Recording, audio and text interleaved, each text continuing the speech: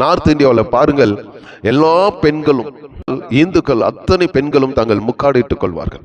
இங்கிருந்து வந்த இந்த கலாச்சாரம் வேதத்தில் இருந்து அவர்கள் கை கொள்கிறார்கள். ஆனால் தேவ பிள்ளைகள் கை கொள்வதில்லை. இன்னைக்கு மாடலிங் ஊழியமே மாடலிங்கா போயிட்டு இருக்கு. ஜீன்ஸ் பேண்ட், டி ஷர்ட் அணிந்து கொண்டு பிரசங்கிப்பது, முக்காடிட்டுக் கொள்ளாமல் பிரசங்கிப்பது, இது எல்லாம் அநாகரிகமான செயல் என்பதை பரிசுத்த ஆவியானவர் இன்றைக்கு உங்களுக்கு சொல்கிறார். இது பரிசுத்த ஆவியானவருடைய சத்தம், என்னுடைய சத்தம் கிடையாது. நம்முடைய விருப்பத்துக்காக வேதம் எழுதப்படவில்லை, அவருடைய விருப்பத்தின்படி நடப்பதற்காக தான் வேதம் எழுதப்பட்டு இருக்கிறது. நீங்கள் பிரசங்கிப்பது தவறல்ல, சபையை நடத்துவது தவறல்ல. ஆனால் இந்த சரீரத்தை காத்துக்கொள்ள வேண்டும். இச்சிக்கக்கூடிய தக்கதான ஆடைகளை அணிந்து கொண்டு பிரசங்கிப்பது மிகவும் அநாகரிகமான செயல். பெண்கள் போதிக்கலாமா போதிக்க கூடாதா என்பது விவாதங்களும் நடந்து கொண்டு வருகிறது. ஆனால் இங்கே ஒரு ரகசியம் இருக்கிறது. நீங்கள் கேள்விப்பட்டிருக்கிறீர்களோ இல்லையோ எனக்கு தெரியாது. எனக்கு ஆவியானவர் சொன்னது என்ன சொன்னார் என்றால், மேலும் ஆதாம் வஞ்சிக்கப்படவில்லை, ஸ்திரீயானவளை வஞ்சிக்கப்பட்டு மீறுதலுக்கு உட்பட்டாள். இந்த வசனத்தை பவுல் ஏன் இங்க கொண்டு வந்து இணைக்க வேண்டும்? இதை பவுல் இணைத்தாரா இல்ல பரிசுத்த ஆவியானவர் அவருக்கு தந்ததா? நீங்களே யோசித்து பாருங்க.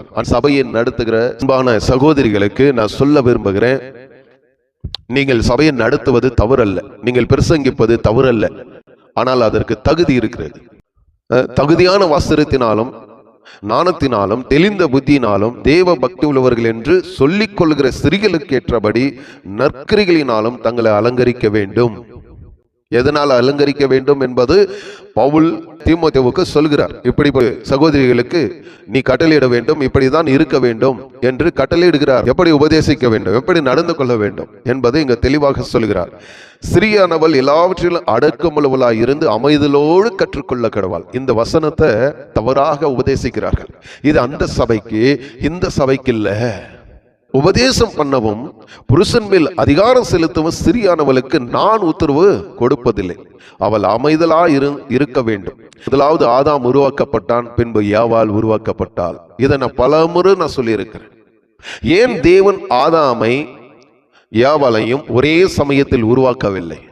இரண்டு பேரையும் ஒரே சமயத்தில் ஒரே நாளிலே உண்டாக்கி இருக்கலாமே, ஏன் அவர்களை உருவாக்கவில்லை? ஆதாமுடைய விலா எலும்பை எடுத்து ஏவாளை உருவாக்கினார். ஸ்திரீயானவள் தன் புருஷனுடைய சரீரத்தில் மறைந்திருக்க வேண்டும் என்பதற்காக. இந்த சத்தியத்தை அநேகர் ஏற்றுக்கொள்ள மாட்டார்கள்.